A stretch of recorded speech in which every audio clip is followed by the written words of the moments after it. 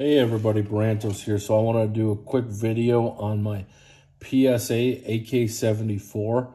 So I have had this rifle for I think about 2 years now. I've got about 1,500 through it, maybe 2,000. I know 5.45 right now is getting a little bit expensive, so I'm a little more reserved on how often I shoot this. I love 5.45 as a cartridge. The recoil impulse is crazy soft. You know, like the volume and everything, especially I'm running it suppressed. My OSS cans fit on this rifle as well. I have a flash hider on here. So it's really pleasant to shoot 5.45. With this PSA AK-74, I'm really impressed. So I gave this a go. I know one of the things that a lot of people won't believe is look at how low that serial number is. So this is a pretty early on model, and I've had 0 issues. The wear is minimal on this thing. Maybe we'll get into that.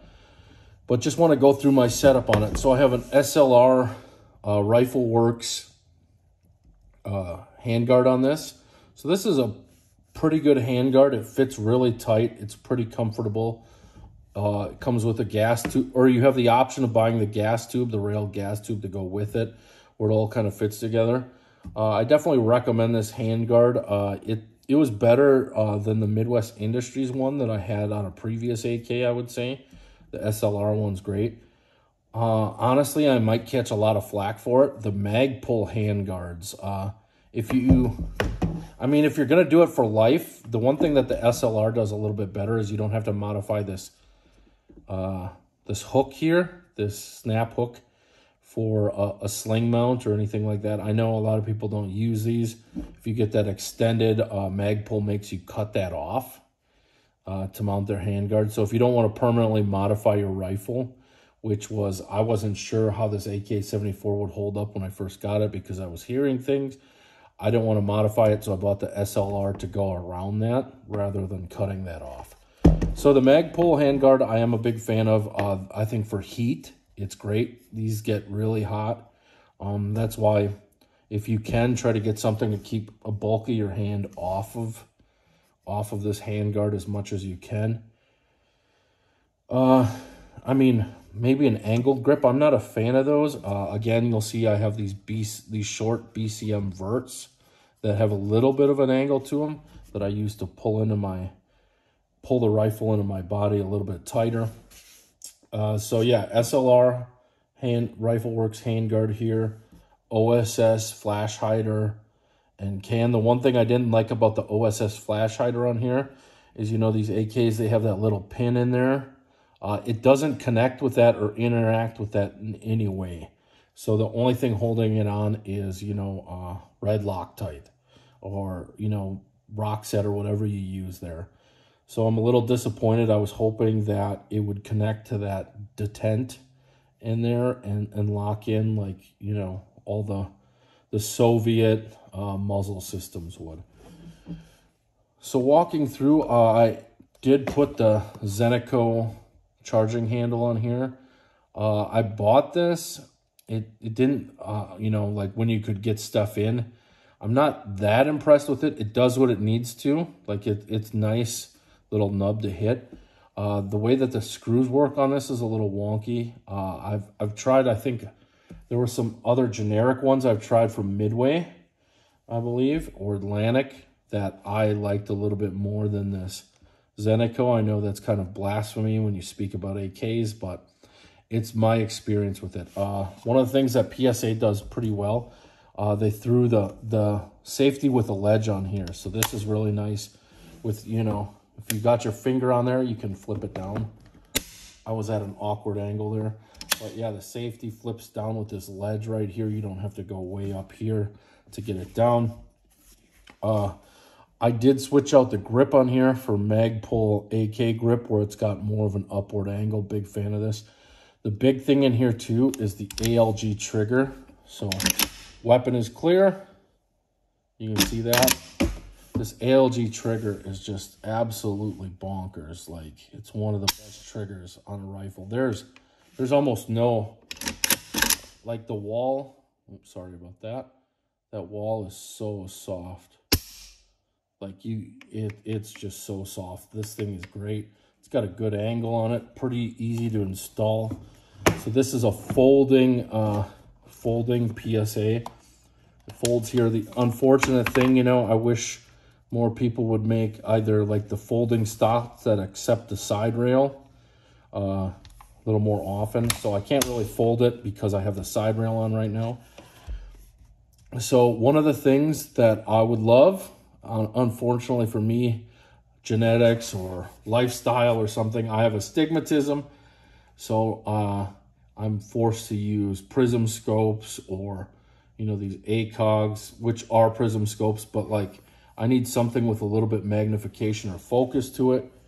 Unfortunately, that means the eye relief is lost usually. So I can't mount things up here like you would normally see on AKs where they have the dots mounted all the way up here.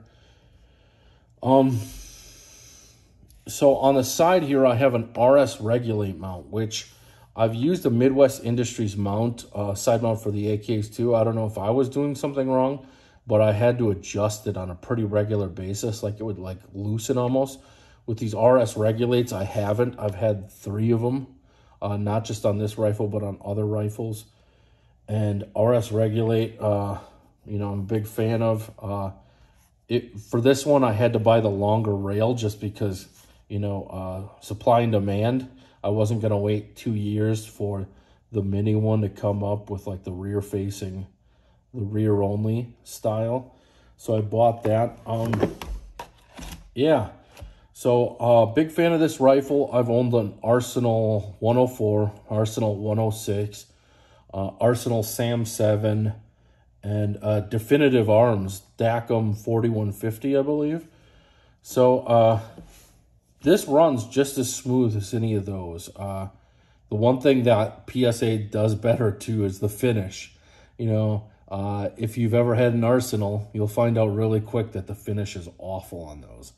It's miserable. I remember I panicked when I had my Sam 7 because I was cleaning the rifle and all of a sudden all the finish just started coming off because I spilled a little bit of degreaser or solvent on the side of the rifle, so that made me panic, and I ended up having to Cerakote that rifle. I haven't had any issues with mags not fitting. I typically run Bulgarian mags here. Just the polymer ones.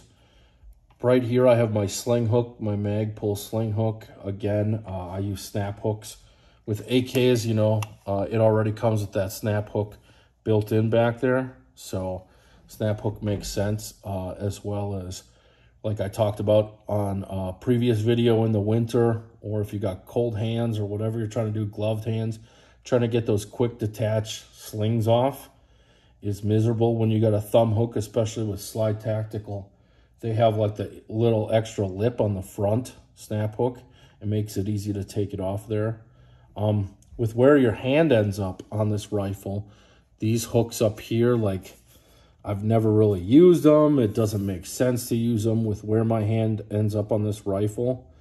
You know, I want that hook back here so that I'm not getting my hand tangled in it or anything like that. So this is my PSA AK-74, the very early on number. This is I have a 1.5x ACOG on here. Everything on this rifle so far has been flawless. Haven't had any issues with it, any issues with ammo, cycling, wear, anything. I'll do another video probably to show off the wear.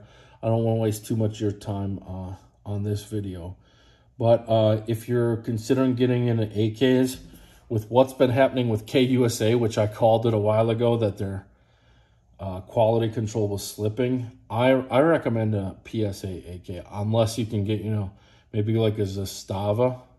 They have pretty good with the bulge trunnions, and they're built like tanks. That's for sure. It's a little harder on the aftermarket with those usually, but these PSAs are great rifles. They got great prices on them. I would put this up there with any Arsenal. I haven't had any issues with it.